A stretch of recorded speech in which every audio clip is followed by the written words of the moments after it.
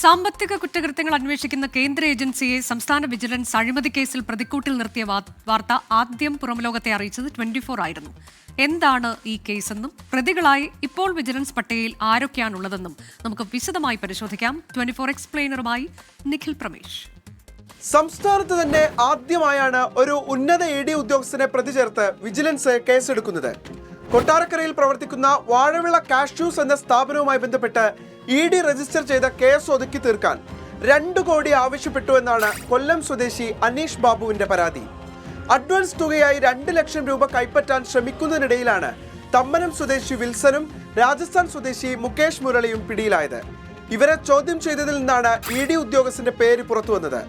ED ഉദ്യോഗസ്ഥരും വിൽസനും ചേർന്ന് ഗൂഢാലോചന നടത്തി പണം തട്ടാൻ ശ്രമിച്ചു എന്നാണ് വിജിലൻസ് കണ്ടെത്തൽ. പിടിയിലായ മുകേഷ് മുരളി മുൻപ് ഹവാല കേസിൽ പ്രതിയായിട്ടുണ്ട്.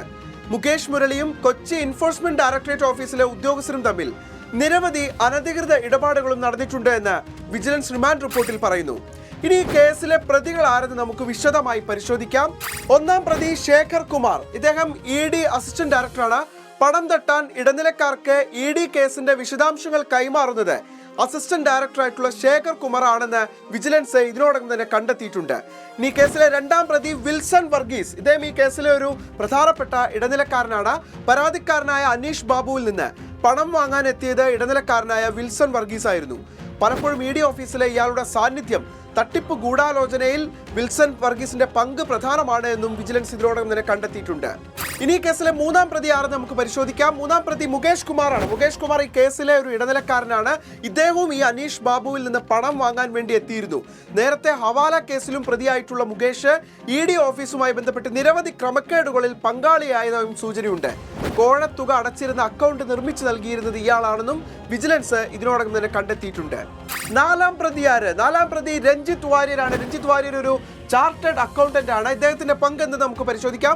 പിടിയിലായ വിൽസനും രഞ്ജിത്തും ഏറെ നാളായി സുഹൃത്തുക്കളായിരുന്നു. ഈ ബന്ധമാണ് തട്ടിപ്പിന് ഉപയോഗിച്ചത്.